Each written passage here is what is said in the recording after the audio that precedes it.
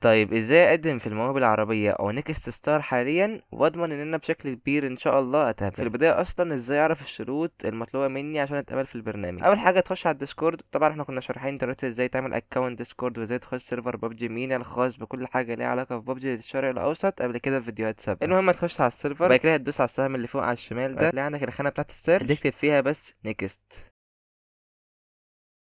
وبعد كده تدوس تشانل. هتلاقي عندك قناة اسمها جوين نيكست ستار بروجرام، هتدوس عليها هيطلع لك كل المتطلبات اللي مطلوبة عشان تتقبل في البرنامج. تعال نشرحهم واحدة واحدة وبالتفصيل. رقم واحد، تكون صانع محتوى ببجي موبايل. ده معناه ايه؟ طبعا ده معناه باينة يعني، مش محتاج ان انا اشرحه. لا بجد، معناه ان انت يكون عندك 70% من محتواك للعبة ببجي موبايل بس، مش محتوى شخصي، مش محتوى لعبة تانية. يكون 70% من محتواك لعبة ببجي موبايل بس. تاني حاجة ودي من أهم الحاجات، تمتلك محتوى مستمر. أغلب